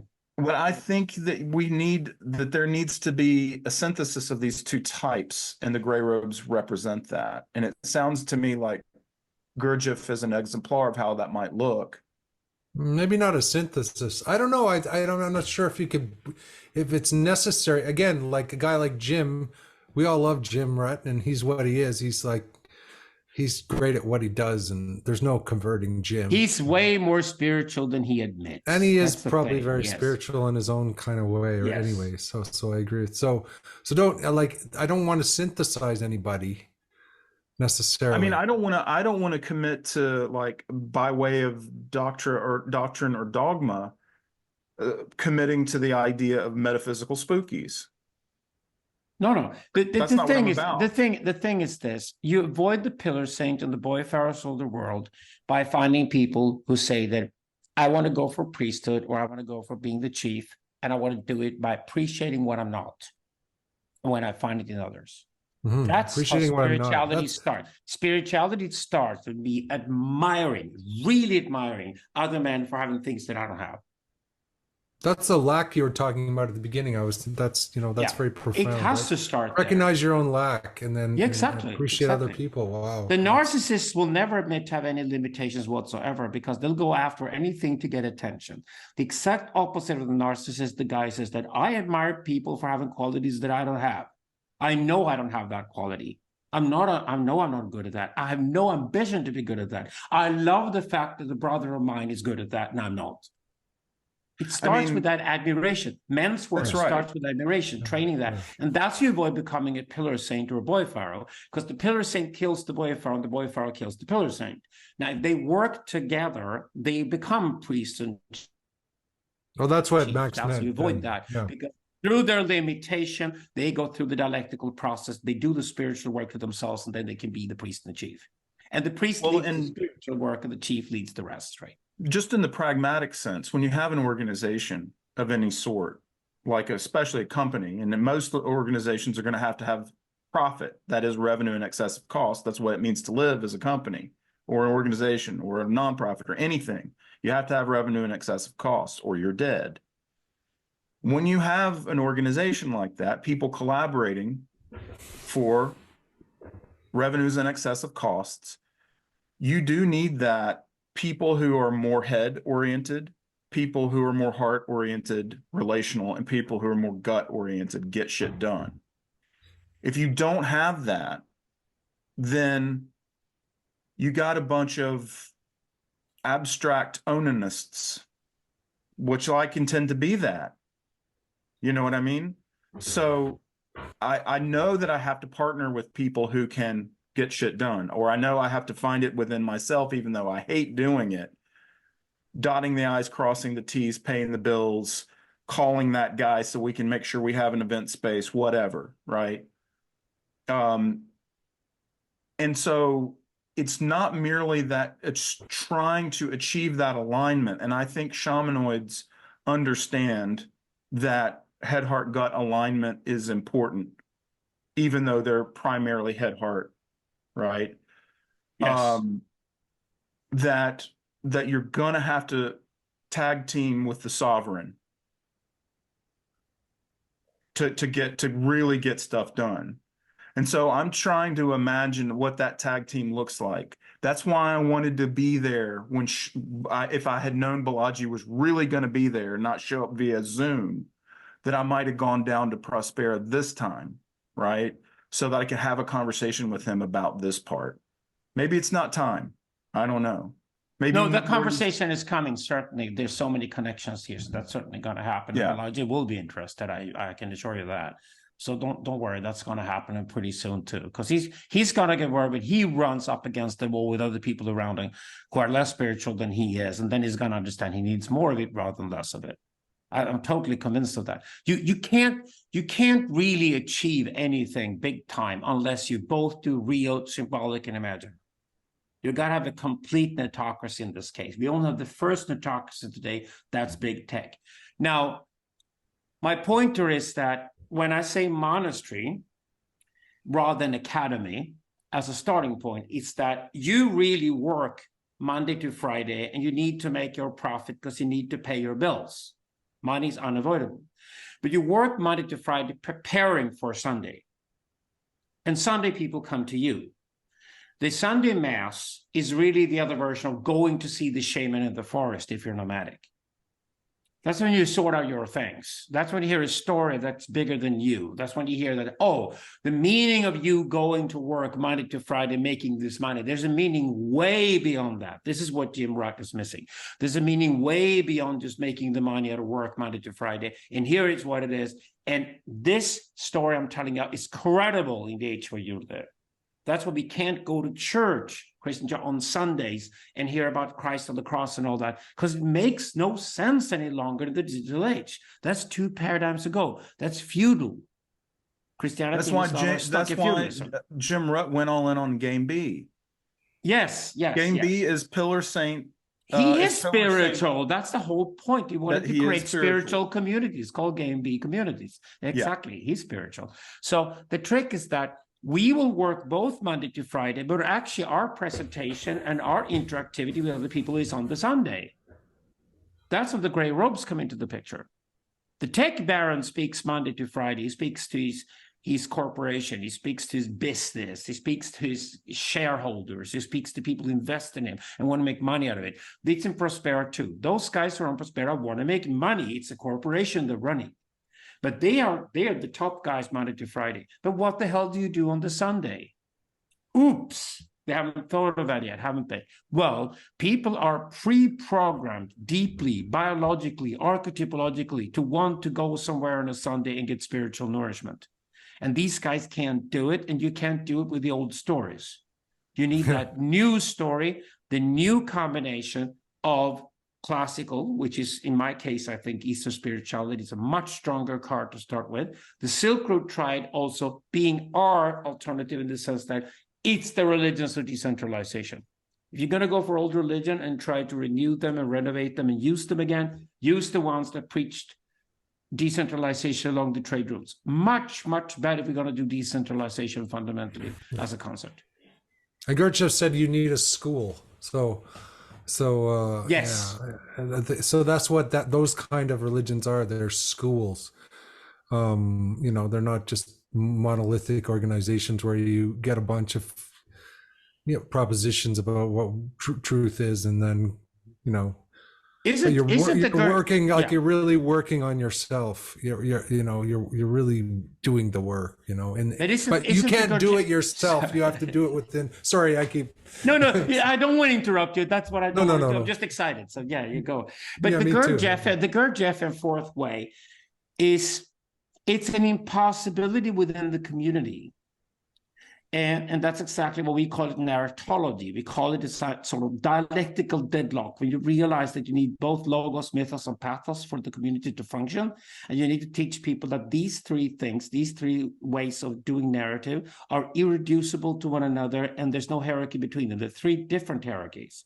You need the logos, the mythos, and the pathos, because that's how human beings create their stories. We call it narratology. Those three are the exact equivalent of Gurdjieff's three things. So Gurdjieff started with those three things. Then Gurdjieff tries to see if there's a fourth way.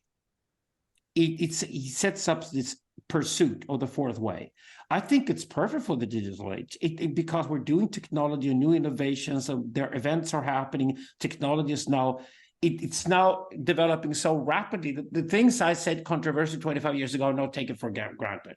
Like, the paradigm shifts, their information technological paradigm shifts. We look at history this way today because everything has to make sense out of that. One day we build the internet, we connect everything in the world, and the internet would even survive as human beings. All of that is now absolutely given. That was totally weird 25 years ago. Now it's given. So since that is given now, we can then start looking at Gurdjieff's fourth way as our pursuit. We can start by saying the fourth way is probably impossible. We assume it's impossible, but we want to pursue it. So we're going to go outside of the community where we can't hurt anybody, create a fucking tantric cylinder or something like that, tantric container, and where we can do our ideology and experiment. And you guys, the smart ones of you guys, are going to come to us eventually and see how this is going. Yeah, well, I mean, the fourth way is perfect for the gray robes. It's perfect. He says the fourth way is the way of the sly person, right? Because most people can't do the fourth way because you kind of have to balance too many things together. You have to be too dynamic. It's impossible. Like, you can't be a monk and a faker and a yogi at the same time, right? That most people have to be one of those things, right? But the fourth way, the audacity of the fourth way is that you do all of them in a kind of secret. You don't go off to the monastery. You're doing your monastery in the middle of Manhattan or something, or, in the middle of the most busy place. So I find that very interesting. Yeah, I think it's like if you succeed at the fourth way, you can only temporarily succeed ever. We call that the infinite now, the experience itself in our work. So you can only temporarily succeed if you do. And when you do, you must be kept away from people. Far away from people, because that's terrifying that you could be in a place where you can actually handle that dialectical deadlock and right on top of it. Well, Gurdjieff had to sort of push everybody away. He had to run away. People were coming after him, but he was like, kicking out all of his disciples, and because he didn't have the internet yet. He didn't have. It's a bit much. He's a perfect prophet for us because he didn't have the internet yet, so he couldn't succeed at the time. Let's see if we can do the fourth way now. So, Max, have we established that Gurdjieff is the patron saint of the gray robes? I think we've established that tonight. I think so. What do you say, Max? Well, I need to finish Beelzebub, and then I'll be able to, because I'm an acolyte when it comes to Gurdjieff. But so Max Borders has a veto on Gurdjieff being the prophet of the great. I don't have a veto. But I think Andrew and I just gave you one. Yeah. Because we voted for. Okay. We voted for. So no, the jury's still out. The jury's still out. Because Max has decided to still be out. I don't want to jump both feet into something that I know so very little about. We don't have to tell anybody about it. We can just keep it between ourselves. I think it sounds fantastic if Gurdjieff is at the center of this. I will tell you that in my own clumsy and unsophisticated way, have done a lot of. You'll see this in some of the work I've done for the Gray Robes course.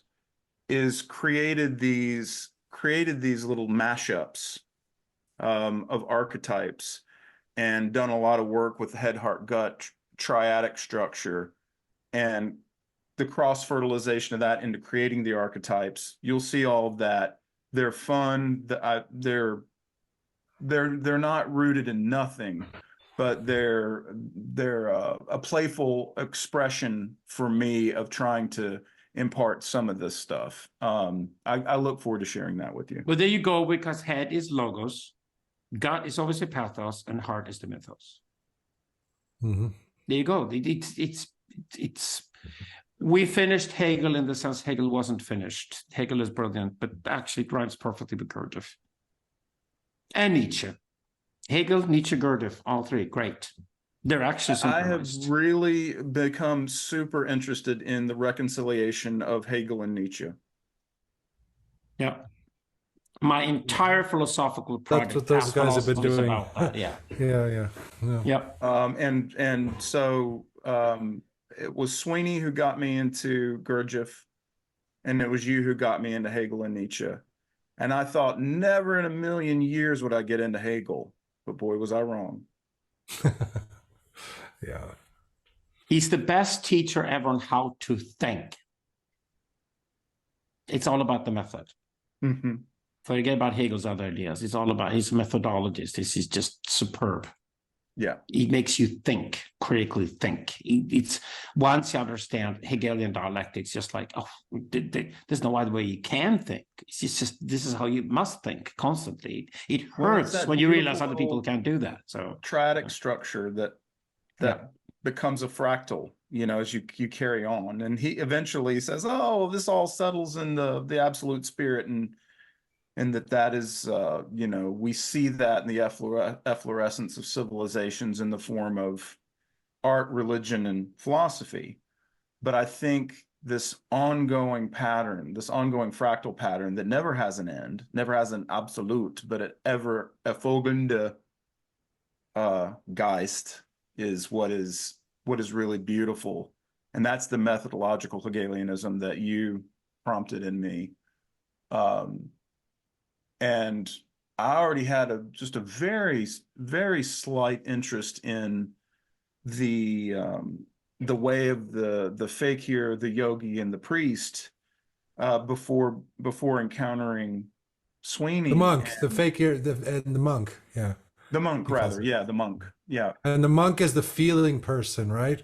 The faker is the guy who's just doing physical things, incredibly challenging, contorting physical things.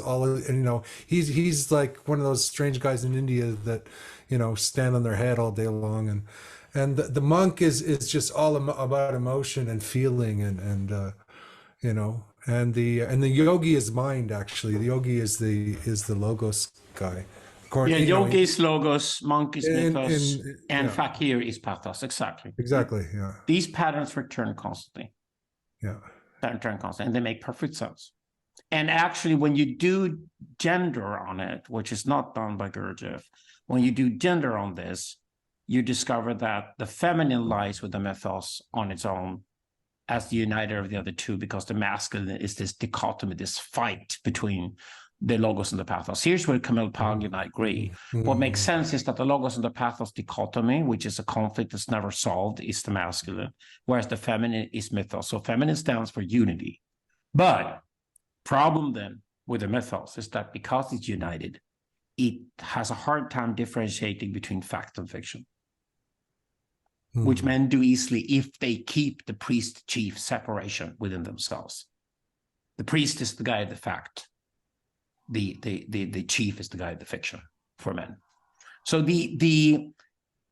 when I studied this, and I was almost a Taoist, like our dear Bonita Roy, almost became a Taoist when I studied. Then I was offered to convert to Zoroastrianism in 1992 and chose that instead, because Taoism is essentially Chinese Zoroastrianism. But when I studied yin and yang, I discovered that, okay, so Taoist philosophers discovered like hundreds of years ago that there was something about yin and yang, which is just a dichotomy, not dialectical process, that made it hard to explain how the whole thing moved. There has to be some kind of split within it, within the splits themselves. And that's, of course, on the yang side. The yang is yang and yong in contemporary Taoism, which then is again a triad. So the yang becomes the yang and the yong. The yang becomes the pathos.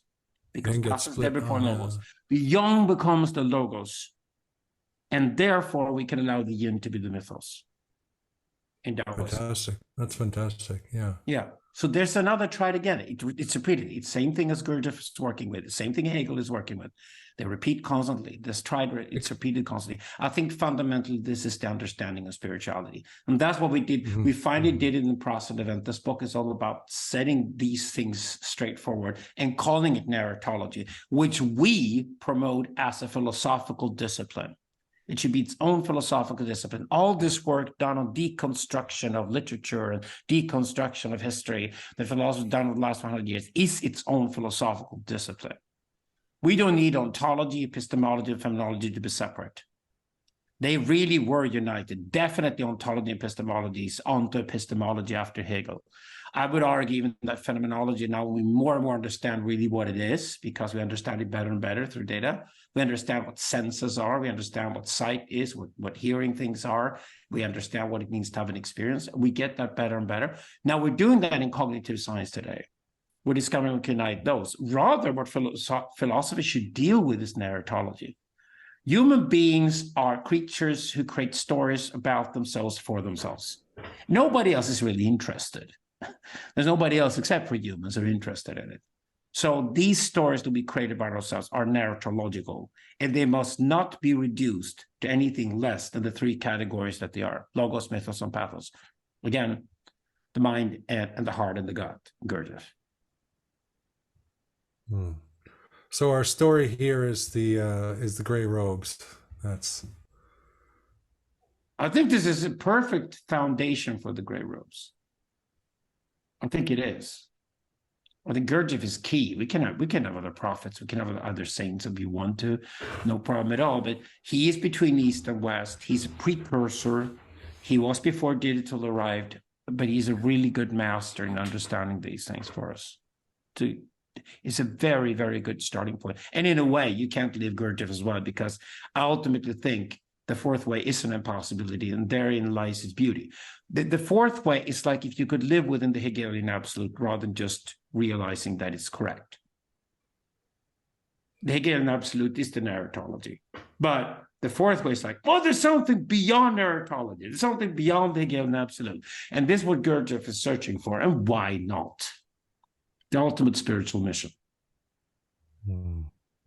Let's connect this in the few minutes we have left, if you don't mind me suggesting that we connect this to this sense of mission, this catalyzing something to be a response to an enemy. And I jokingly said, not so jokingly, I said to Andrew in our first conversation about this, that our enemy is that which slinks from the coital bed of mama money and papa power, right? Of business and government. It is fascism. It is Chinese state capitalism. It is this unholy alliance that is censoring people, controlling people, trying to get us to use a certain currency and block the exits. It is trying to control us. It is Klaus Schwab. It is the dark dialectic, right? Yes, totally agree. Totally agree. This is the It could be called mechanical man in the 1920s. That's what Gurdjieff would have called it. Maybe there's another word for it today. I think that we have to stand up as philosophers and rethink the possibilities, because otherwise communist China is going to win as a model, and Europe and America will be exactly like communist China, because that's where business and government are moving, and they love it. Yeah, they do. Yeah. What's his name? Austrian Schumpeter. Yes. Warned about this. Says the next phase of capitalism was not post-capitalism. It was going back in the marriage of business and government, and it was fascism. And it was a mix of mercantilism, aristocracy, and capitalism, and that's what we're finding. So it is, what's the guy who talked about the iron law of oligarchy? It is that writ large in some respects. Yeah, communist China is absolutely fascist. Yeah. Russia is clumsily trying to imitate it and become fascist. The Russians are not very good at it because they drink too much compared to the Chinese. But that's where it's at. America and Europe are heading there. I think in this sense, you and I have also studied N.S. Lyons recently, and he's right in his critique here, because the hard managerialism of China is the one that Russia aspires to, but the soft managerialism of America and Europe is not better, it's just later to the game. But once you give power to the guys who already have power, especially the guys who have power because nobody else wanted the job and they actually lack self-confidence, which is precisely what politicians are like in Europe and America today. When you give them more power, they'll grab it. When you give the guys who run the big old industrial corporations with their profits, if you give them this power, they'll grab it. The tech barons will grab it too, without knowing any better, if we don't step in and teach them that there's a new spirituality coming from the digital age that the internet is actually supporting and fostering, and you need to join that. Because otherwise, all the guys flock to Versailles, and if all the guys flock to Versailles, the streets of Paris will fail, the revolution will fail, and we're stuck in Versailles forever. We should have left a long time ago. It's not a given historically that the streets of Paris win. What is given is that the internet wins, but it's still a tool in a sense that can be controlled, and we can apparently create a surveillance state, absolute terror and horror. We need to make it into the knife to kill the tyrant. Yes, exactly. We need to turn the internet into the knife to kill the tyrant. And business and government are now uniting, and that's exactly what fascism is. Yes. It's unbelievable. Like, I could just take the work of Mussolini and say that it was someone else. Choose your favorite progressive, American progressive, and nobody would know the difference. Exactly. So the sutra here is therefore against this merger of business and government to see that's the sutra. The more tantric level of this is to understand it's really new paradigm coming with completely new opportunities, but it also requires a new sense of spirituality, and it requires new art. We can't go around doing the old way of doing spirituality and art, because that obviously couldn't stop the business government unity from happening, could stop fascism. Old art, old spirituality serves fascism, because otherwise it would have stopped fascism from happening. So we need to immunize ourselves by creating a sense of spirituality and an artistic movement, which is so strong. The gray robes. I lost you for a second there. Did you lose Alexander also, Max? I did. I lost him for about maybe. We lost your the boom. Of course you lost. We lost the boom. Because the tantric ghost walked into this conversation and stopped it from being recorded. So if spirituality and art as we know them had worked, they would have stopped this new fascism from happening. They would have prevented business and government from unifying the way they've done in China and are about to happen in Europe and America. That would have been stopped, but they failed. So they're inadequate. We need a new spirituality, and we need a new sense of art, which is so grand and so fantastic that it can be completely anti-fascist and therefore has to be on the side of decentralization. Yeah. Our entire research we're doing right now is looking for, do we have any schools of spirituality? Do we have any artistic impulse somewhere where we can start from and build from that actually could work to promote decentralization as the alternative to centralization? Cool. Yeah. I mean, another conversation might be, what the hell is this new art that you're talking about? Like, yeah, we call it dark renaissance. It's just the beginning. We're just playing around with the first tools, but we're up against that enemy, certainly. Yes, I agree. I mean, the religion is a little bit different, but yeah. I think we have to look for the emergent art, and in the indie space, in stuff like this, you start to get some interesting players, voices that come out of the art world. For example, I know this sounds crazy, but just think about famous people, celebrities who are now indie celebrities, like what's the British guy who was accused of doing stuff with young women out of turn, and he was On House of Cards, that guy? No. No. The guy from London who does his own show. Oh shit. Of course this is going to happen to me while I'm being Andrew can cut it out. He's famous. He's a good-looking guy. He slept with a bunch of women, but he's Russell Brand. Russell Brand. Yeah, Russell Brand has something there. Right? Yeah, but it's a pop culture version. But this is my problem with the meta-modernist. Although I love them for the sense that they try to point out in hindsight afterwards was meta-modern, as if it's a new sensibility and it's a new cultural trend or whatever. They still work within the whole context of staying within the old paradigm.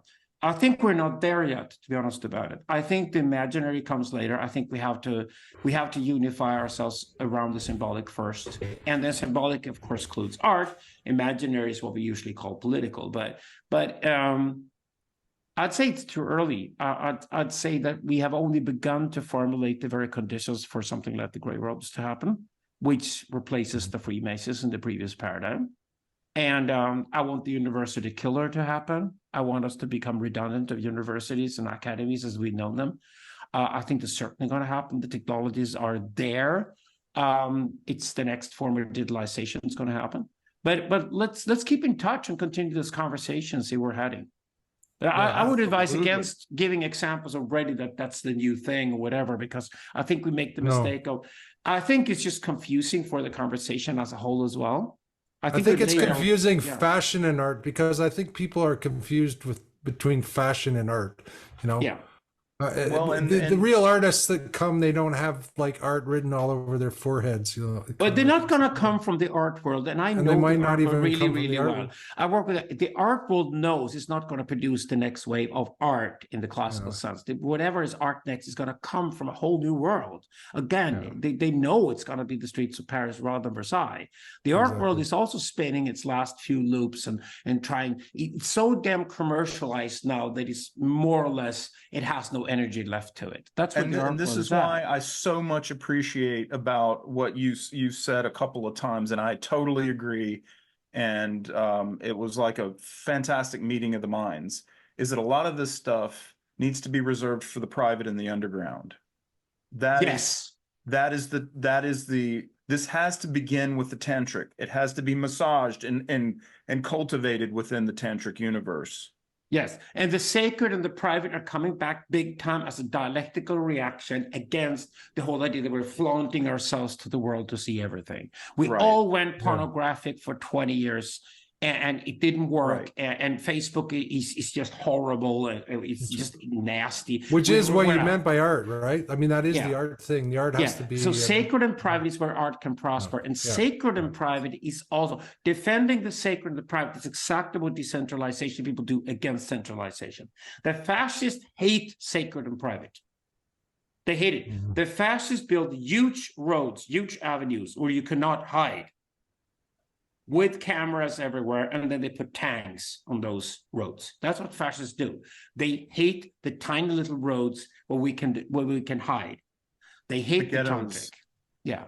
So the return of the sacred and the private is absolutely core to this. That's where it's going to happen. That's where we can create our little safe houses, where we can create this amazing things that are the response to that. And that's where anti-fascism will bloom. Fabulous. So for moving towards a closing here, I hope some people listening to this will come and do this course, you know, with Max.